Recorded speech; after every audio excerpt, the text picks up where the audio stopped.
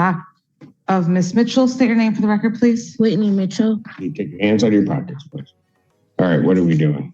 We are here for a pretrial and also a bond violation report. Yes. Oh my God. Go ahead. So, given the results, do you have a bond violation? What? I can forward to. Go ahead. So there's a couple of things. I guess there's three kind of things to address here. The first is the cocaine. I did talk to Miss Mitchell about it. She did pass the day after her arraignment. She denies using cocaine after her arraignment. This was her first test after being ordered on bond. And her arraignment was on the 17th and the test was the 18th. So her assertion is that it was from prior to given the bond conditions. Regarding her use of cocaine, however, she has seen a doctor at the University of Michigan where she is beginning the process to enroll in treatment there. She has an appointment tomorrow at 2:30. And they are, the letter that she provided me that's dated today says that they've spoken with the addiction treatment team and are working to place her into intensive treatment and detox services. And tomorrow will be the follow-up appointment. Regarding the THC, she does have a medical marijuana card and did provide that to community corrections. And what about her diluted sample? Go ahead. Yeah, the dilute is the third piece here. I asked her about it. I also tried to get kind of a definition from community corrections. I didn't receive one, but her explanation was that she woke up, didn't eat anything, drank some water, took her kids to school, then went to community corrections as is her normal routine. She didn't have any insight into what happened. And I don't know why. We both don't know why it would be diluted. We have no explanation for that. She was very clear with me that she did not try to skirt community corrections or anything like that. She said she wouldn't even know how to. So given all that, Your Honor, my request is to keep her out of custody, let her go to this appointment at the University of Michigan, see if they can get her into treatment and detox. She is employed. She has 2 jobs and a young child. She works at the University of Michigan and at Five Guys. How old's your son? He's not young. He's 15, Oh, but 15. I still care for him every day. Drive him back and forth to school, cook him dinner.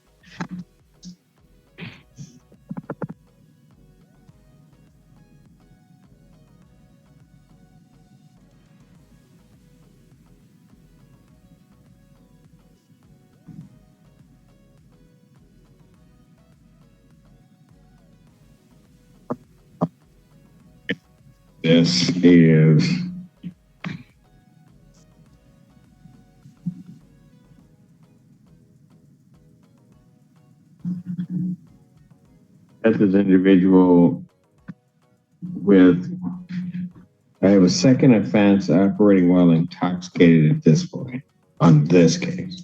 She said it was just a mistake, but the judge wasn't buying it. Watch what happens next in court.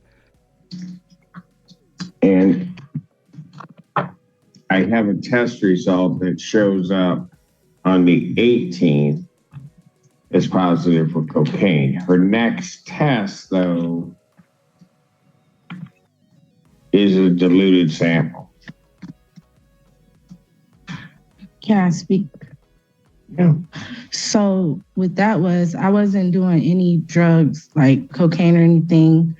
I was smoking marijuana, and then I'm like, I remember I called and asked, is it okay if I can smoke? And they were like, we don't know. Then I found out yes. So I drank some bottles of water before the test, but I didn't do any hard drugs or anything.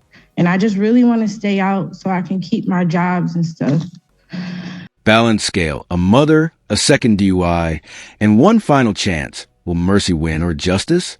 It's a horrible circle you placed yourself in. Yes, it's all my fault. Oh, it absolutely is all your fault. I have a problem and I'm willing to try to get it fixed now. Is that before or after you kill somebody with a car?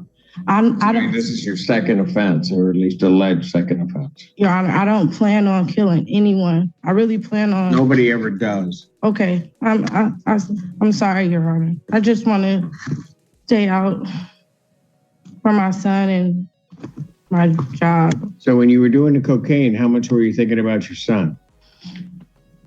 I wasn't thinking. I was thinking about myself then, being selfish. So why are you bringing him up now, saying you want to be out with him when you weren't thinking about it when you were doing the cocaine? Because to see the look on his face when I... Pensive face when addiction meets the courtroom. The truth hits harder than any sentence. ...that stuff ahead of him, and with the good stuff I finally do have going in my life, when I start doing good, I just want to be on a straight and narrow and get clean and stay out. I don't want to have to start from scratch. No, my mercy is in your hands.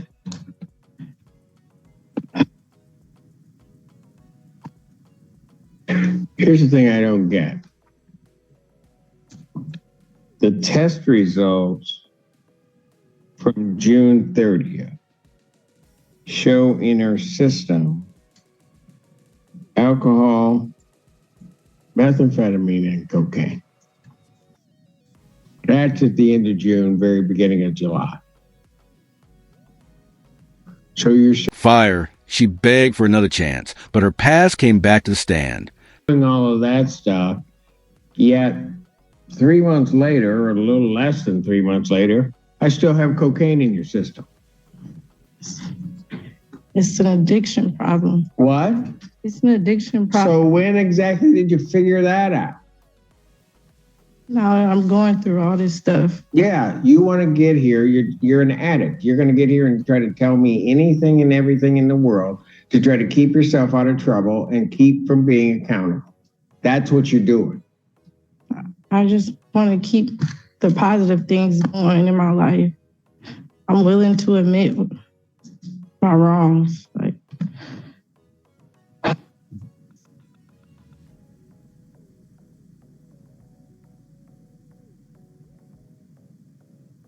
Anything else? Well, Your Honor, I'd ask that you... Thought balloon, the judge gave her a choice. Change her life or lose it all. I don't know what game she's playing. She's playing a game. If the court does... If she was really serious about it.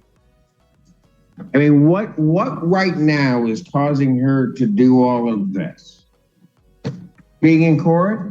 Well, she knew she was headed there from the time that she got stopped on this.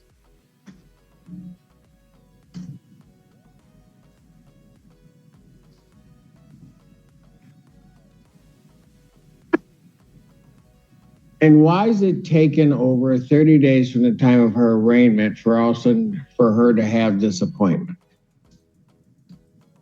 I work 2 jobs. I just don't want to lose everything. And Your Honor, we have been in communication. We talked. Directed, caught between motherhood and addiction. This courtroom moment broke everyone's silence. For her. I agree. On a lot of these cases, it's helpful, right? I guess I'd ask the court to take that into consideration today. If the court does remand her. I don't know what she's going to do the moment she walks out of here. I have no idea. I'm going to go to work. I have no idea what she's going to do. The sad fact of the matter is, I don't think she does either.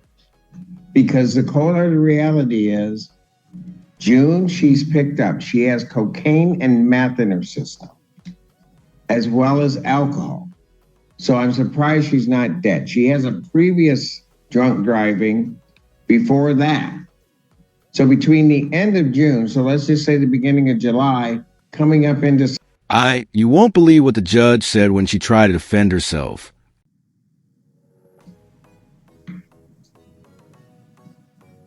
Yeah. And then when all of that kind of catches up with her, now I'm going to get myself enrolled in treatment, or I'm going to get myself enrolled in this.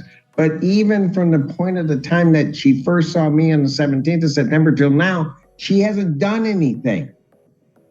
Really. She's got an appointment tomorrow. How come that appointment isn't taking place 4 weeks ago, if not 3 or 4 months ago, quite frankly? Oh.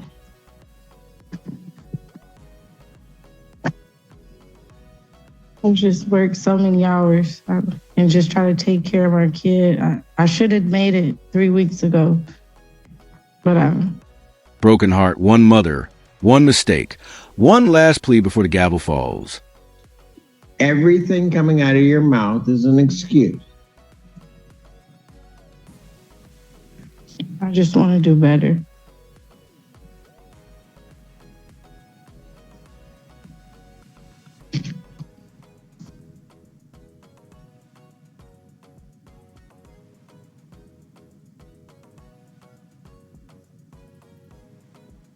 If I am able to communicate with the doctor and coordinate some kind of plan moving forward, can I submit that to the court for your consideration? Certainly you may, but you can have a plan, but then she's going to need to do it. Because I'm going to tell you right now, she's coming before me. She's telling me everything that she's telling me, but she's lying to me like she's been lying to everybody in her family and everybody. Faced screaming in fear when the truth came out, the courtroom fell silent. Year.